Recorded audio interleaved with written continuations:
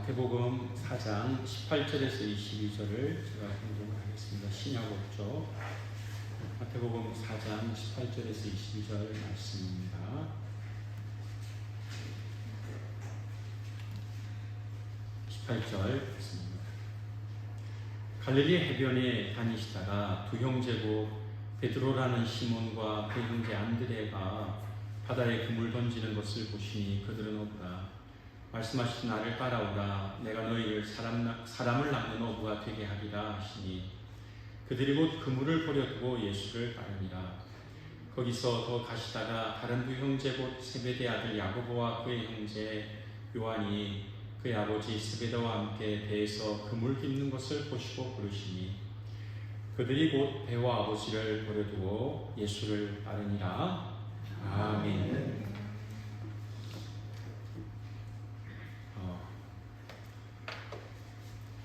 예수님의 제자들은 위대한 하나님의 사람들입니다. 초대교회를 시작했을 때 많은 교회를 시작을 하였고 전도하였고 교회의 기초석이 된 그런 자들입니다. 사도들은 다 순교자들이었습니다. 믿음의 훌륭한 분들입니다. 제자들이 어떻게 하나님의 우리 예수님의 부름을 받았는지 오늘 말씀을 살펴보려고 합니다. 예수님이 제자들을 사람을 낚는 어부로 불러주셨습니다. 예수님이 제자들을 사람을 낚는 어부로 불러주셨습니다. 주님의 선택이 있었습니다. 18절 갈릴리 해변에 다니시다가 두 형제 곧 베드로라는 시몬과 그 형제 안드레가 바다에 그물 던지는 것을 보시니 그들은 어부라 말씀하고 있습니다. 어부들이 나옵니다. 2000년 전에 이제 어부들은 이제 평범한 사람들입니다. 농부들보다는 이제 조금 더 이 갈릴리 지방에서 많은 그런 사람들이 있었다라고 하는 것입니다. 이 안드레, 시몬, 베드로는 제자로 준비된 자들이 아닙니다. 이들은 그저 자기의 직업을 어부로서의 직업을 열심히 하고 있던 사람입니다. 오늘 이 안드레와 시몬이 그물을 던지고 있었다 하는 것. 현장에서 열심히 일을 할 때 주님이 그들을 또한 부르신다고 하는 것을 우리가 기억을 하게 될 때에 항상 부지런한 저와 여러분이 다 될 수 있기를 바랍니다. 뭔가 부지런히 하고 있었어요. 그들이 어부로서 그물을 던지는 일을 하고 있었는데 주님이 그들을 불렀던 것입니다. 그러니까 이제 갈릴리에 많은 어부들이 있었습니다. 그래서 구약 배경 주석에는 어부들은 갈릴리 주민들보다 소득의 평균치가 좀 높았다고 그렇게 말을 하고 있습니다. 그러니 그들의 직업을 내려놓기가 쉽지 않았을 것이다 생각됩니다. 배는 그들의 재산이고 그들의 생업, 일하는 터전이지 않습니까? 그리고 아주 부자는 아니라도 그나마 그 어부로서의 생계를 유지하고 있었는데 주님이 부르신 것입니다. 21절에도 거기서 더 가시다가 다른 두 형제고 세베대 아들 야고보와 그 형제 요한이 그의 아버지 세베대와 함께 배에서 그물 깁는 것을 보시고 부르시니 안드레와 시몬은 그물 던지는 것을 보시고 예수님이 또한 세베대 두 아들 야고보 요한은 그 아버지와 함께 배에서 그물 깁는 것을 보시고 불렀다. 그물을 깁고 이제 그물 던지러 나가겠죠. 예수님이 이들을 사람을 낚는 어부로 부르신 것입니다. 제자들로 부르신 것입니다. 시몬 안드레, 야고보, 요한 여기서 저랑 따라서 하겠습니다. 시몬 안드레, 야고보, 요한. 여기서 안드레만 빼면은 3명의 제자입니다. 시몬, 베드로, 야고보, 요한은 예수님의 3명의 제자들입니다. 예수님은 12를 부르셨고 그 가운데 시몬 베드로, 야고보, 요한 3명을 특별히 데리고 다녔습니다. 변화산에도 예수님이 시몬 베드로와 야고보, 요한을 데리고 다녔습니다. 왜 그러셨을까요? 12를 특별히 택하여서 그들을 교회 기초석으로 삼고 그 12 중에도 3사람을 따로 불러서 세웠다라고 하는 것입니다. 여기에 큰 의미가 있습니다. 우리가 예배만 드리면 되지 구역은 왜 모입니까? 예수님이 12를 불렀고 또 그 가운데서 12 중에도 3명을 부르신 그 주님의 뜻이 있다 그 말입니다. 그래서 우리가 전교회로 주일날 예배도 드리지만은 작은 교회로 구역으로 모이는 것도 다 주님이 하신 대로 하는 거예요. 그래서 이 마태복음 4장의 18절부터 22절까지 안드레, 시몬, 야고보, 요한을 부른 거는요, 예수님의 12 제자 중에서도 특별히 3명의 중요한 제자를 부르는 그런 중요한 그런 장면인 것입니다. 예수님이 이 제자들을 부르십니다. 제자들을 부르심으로 이 제자들이 참 이전과는 다른 삶을 살게 됩니다. 박지성이라는 사람이 있는데, 박지성이 누구죠? 읍청교 다니는 사람인가요? 박지성이? 지금 은퇴했지만 한때는 대한민국의 손흥민과 같이 대표적인 축구 선수입니다. 그런데 이 사람이 거스 히딩크라고 하는 대한민국 축구 대표팀 감독을 만나기 전에는 그저 명지대학에서 축구를 했고, 일본에 가서 제1리그에서 축구하는 그저 그냥 공 잘 차는 한국 선수였는데, 이 박지성이 히딩크를 만났습니다. 히딩크를 만난 이후로 박지성은 세계적인 선수가 되었고, 월드컵 이후에 히딩크 감독이 네덜란드로 갔을 때 박지성 역시 네덜란드로 가서 거기서 영국을 거쳐서 세계적인 영국 프리미어 리그에서도 이름을 떨치는 선수가 되었습니다. 선수가 어떤 감독을 만나느냐가 그의 인생을 바꾸는 거예요. 안드레, 시몬, 야고보, 요한이 4명의 제자는 예수님을 만남으로 그들이 성경에 기록이 되고 주님의 일을 감당하는 사도가 된 줄로 믿습니다. 예수님을 만남으로 그들의 인생이 달라졌다 그 말입니다. 오늘 저와 여러분, 우리는 12 제자가 절대 될 수가 없습니다. 12 제자가 아닙니다. 12 제자는 이미 2000년 전에 있었고, 마띠아를 세운 이후로는 더 이상 충원도 하지 않습니다. 가룟 유다를 대신해서 제비 뽑아 마띠아를 세우고 그 다음에 제자는 없습니다. 자, 그러면 우리는 뭡니까? 예수님을 믿는 그리스도인이고 예수님의 작은 제자들, 12 제자는 아니지만 제자들인데, 예수님이 안드레, 시몬, 야고보, 요한을 부른 것처럼 저와 여러분을 구원으로 불렀습니다. 믿으시길 바랍니다. 우리를 불렀어요. 언제 불렀느냐는 몰라도 됩니다. 언제, 내가 몇 년, 몇 시에 구원받았는지 몰라도 됩니다. 제가 물어볼게요. 몇 년, 몇 시, 어디서 태어났습니까? 몰라도 잘 살아갑니다. 틀렸습니까? 몰라도 됩니다. 생일은 알아야 되죠. 그런데 중요한 것은 우리가 언제 구원받았는지는 모르지만 예수님을 나의 구주로 믿고 영접함으로 우리가 하나님의 자녀가 다 되었습니다. 하나님이 우리를 구원으로 부르신 줄로 믿습니다. 모태신앙이든지 중간에 믿었든지 하나님이 우리를 구원으로 부르신 것입니다. 안드레, 시몬, 야고보, 요한을 제자로 부른 것처럼 우리를 구원의 자리로 부르신 하나님의 그 사랑, 예수님의 은혜가 있다고 하는 것입니다. 창세전에 예정하시고 우리를 선택하셔서 우리를 구원으로 인도하신 것, 우리가 오늘 예배 드리는 것 결코 우연이 아닙니다. 또한 우리의 전도를 통해서 다른 사람이 예수님 믿고 예배 드리고 구원받는다면 우연이 아니라 하나님의 예정과 선택에 의해서 되는 줄로 믿습니다. 그래요. 그건 하나님 제자들을 부른 것처럼 우리의 구원 또한 하나님이 예정하신 것입니다. 이제 예수님이 제자들을 위해서 기도하셨습니다. 이때 예수께서 기도하시러 산으로 가사 밤이 새도록 하나님께 기도하시고 밝음의 그 제자들을 부르사 그 중에 12를 택하여 사도라 칭하셨으니 아멘. 누가복음 6장 12절 13절의 말씀입니다. 여러분,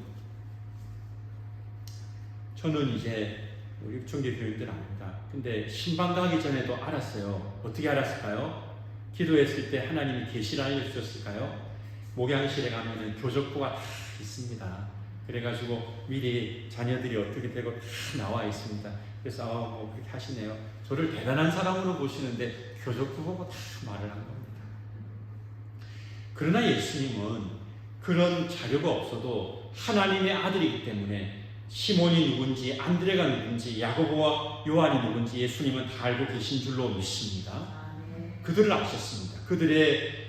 그들의 모든 생애를 아시고 예수님이 그들을 제자로 부르셨는데, 전지전능하신 하나님의 아들이신 예수님이 제자들을 부르기 전에 누가복음 6장 12절 13절에 보면은 밤이 맞도록 기도하셨다고 되어져 있어요. 예수님이 산에 가셨습니다. 밤이 새도록 기도하셨습니다. 기도하시고 밝음에 제자들을 부르러 갔습니다. 기도하는 것이 하나님의 뜻입니다. 믿으시기를 바랍니다.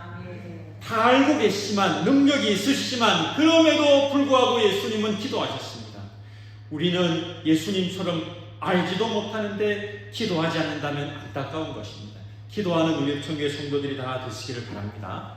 예수님도 기도하셨는데 우리도 기도해야 되는 것입니다.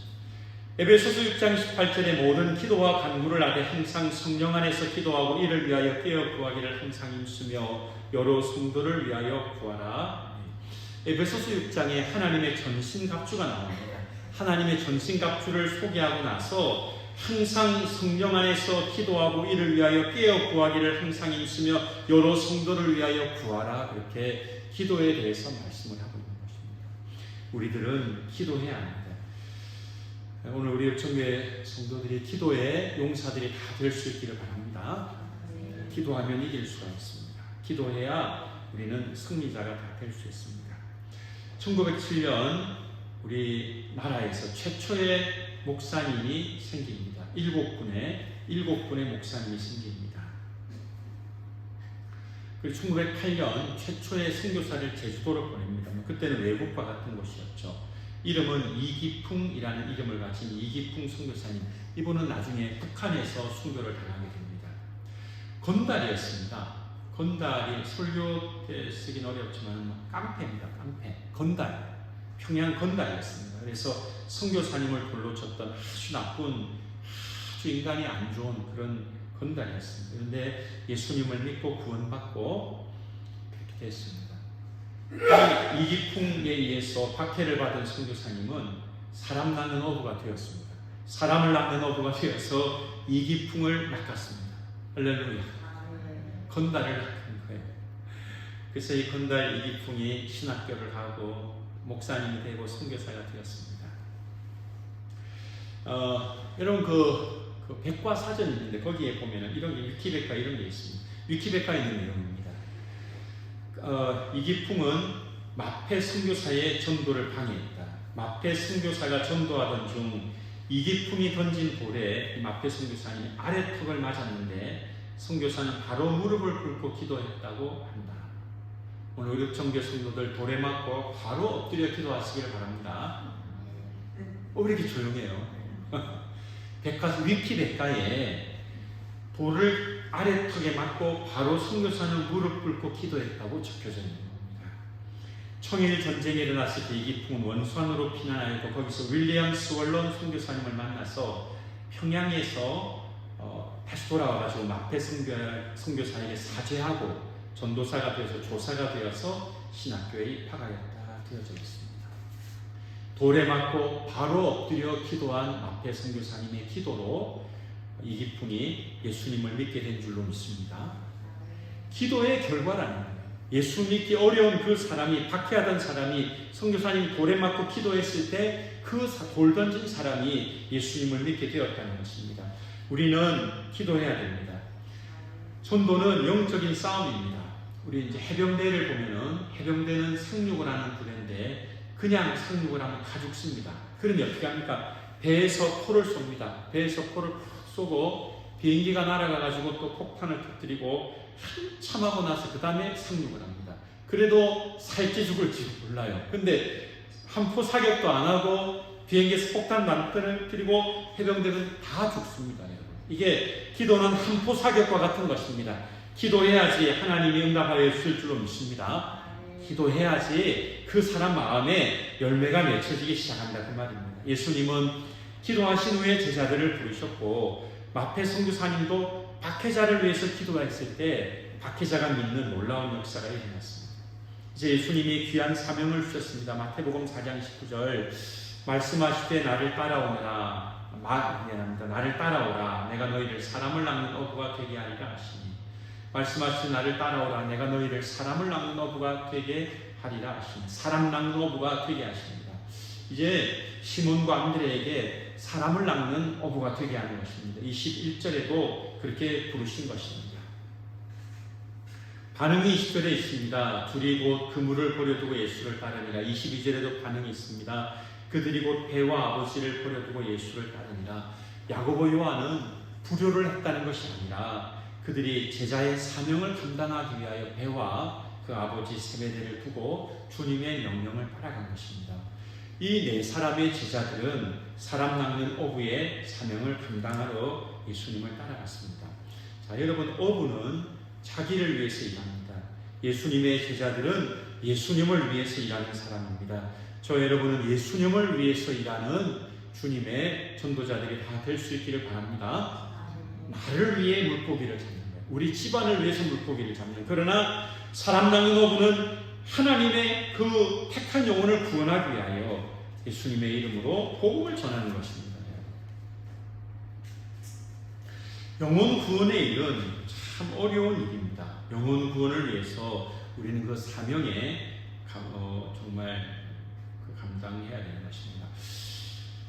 이제 우리가 구호를 외친 것이 참 의미가 있는 겁니다. 초청은 우리가 전도하고 설교하는 것은 목사님이, 구원은 성령님이. 하나님이 불러주지 아니하시면 구원받을 사람이 아무도 없습니다. 우리가 구원받은 것도 하나님의 은혜로 된 것입니다. 하나님이 우리 마음에 믿음을 주신 거예요. 믿음을 주신 겁니다. 그러니까 내가 말을 잘해서 전도할 것이다, 꿈에도 그런 생각하지 마십시오. 그러나 초대해야 또 복음을 듣고 이제 믿게 되는 것입니다. 이 사명을 예수님의 제자들에게 주셨고 제자들이 이 사명을 감당했습니다. 얼마나 나중에 베드로가 전도를 잘하는가 하면은 예루살렘에서 하루에 3,000명씩 5,000명씩 성령님의 능력으로 구원받는 역사가 일어나게 된 것입니다. 베드로의 능력이 아니라 주님의 능력입니다. 사명을 감당할 때 놀라운 구원의 역사가 나타나게 되는 것입니다. 이제 우리는 사람을 낚는 어부가 되어야 됩니다. 우리 인사하겠습니다. 사람을 낚는 어부가 됩시다. 우리 같이 인사하겠습니다. 사람을 낚는 어부가 됩시다. 한번 인사합시다. 사람을 낚는 어부가 됩시다. 사람을 낚는 어부가 됩시다. 전도가 어려운 일입니다. 그래서 오래전에 제가 포항해병대에 있을 때 준이로 있는 분이 있었어요. 통합지구촌 중앙교회 전도를 많이 했는데 이분이 준이다 보니까 자기 밑에 있는 부사관들을 전도 많이 했어요. 근데 저한테 와서 이야기한 게 있어요. 뭐냐면 교회는 제가 해병대 부사관들을 데려오는 것을 당연한 일인 줄 알고 있습니다. 이러더라고요.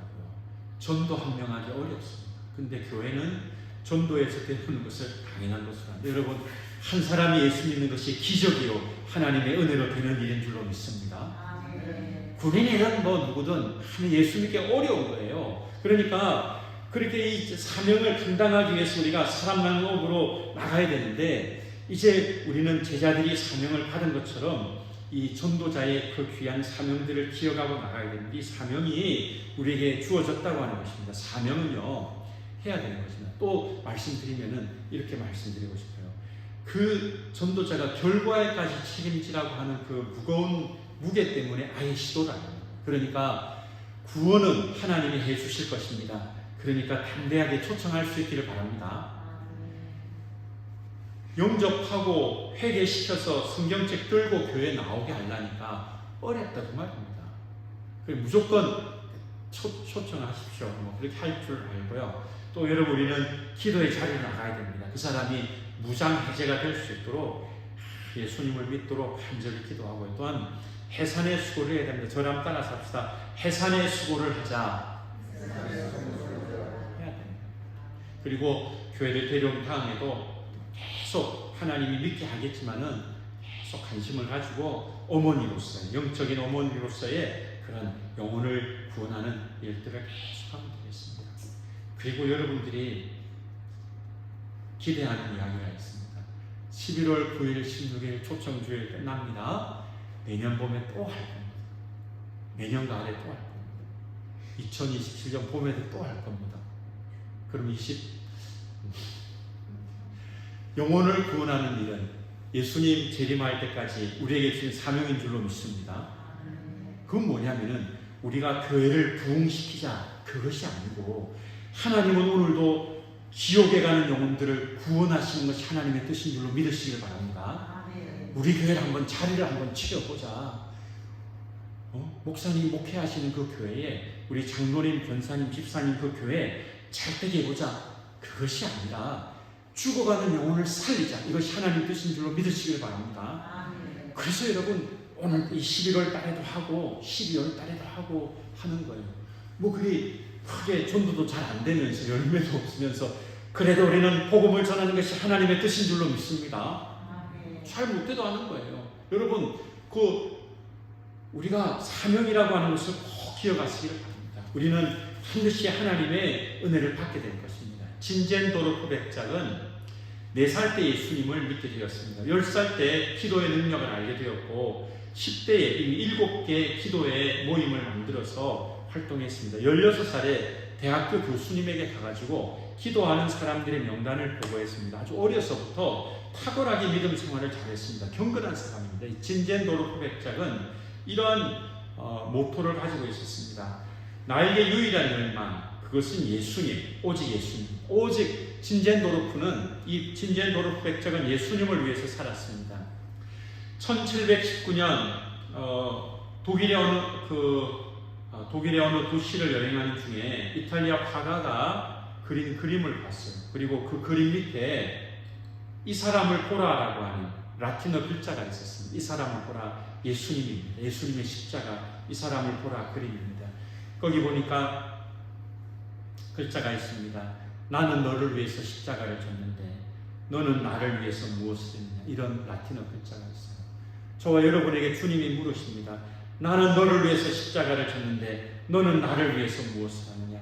진젠도르프 백작이 그 글을 보고 자기의 인생을 주님께 바치기로 했습니다. 그는 예수님을 위해서 일평생 살았고 경건한 사람입니다. 여러분, 이 진젠도르프 백작의 헌신이 어떤 결과를 일으켰는가? 제가 오전에 설교할 때 말씀드렸던 감리교 창시자 요한 웨슬리가 도전을 받은 것이 이 진젠도르프 백작과 모라비안 교도들입니다. 영국에 웨일즈가 있습니다. 웨일즈의 부흥, 1907년 평양의 대부흥, 진젠도르프 백작 수백 년 전에 그의 헌신의 믿음의 영향이 한국에까지 웨일즈의 부흥, 전 세계적으로 퍼졌다는 것입니다. 예수님을 위해서 또한 헌신하고 나는 너를 위해서 이것을 하였는데 너는 나를 위해서 무엇을 하느냐. 사랑하는 여러분, 예수님을 위해서 복음 전도자의 사명을 감당하는 우리 모두가 다 될 수 있기를 바랍니다. 아멘. 우리 찬송을 같이 부르겠습니다. 352장 찬송 같이 부르도록 하겠습니다.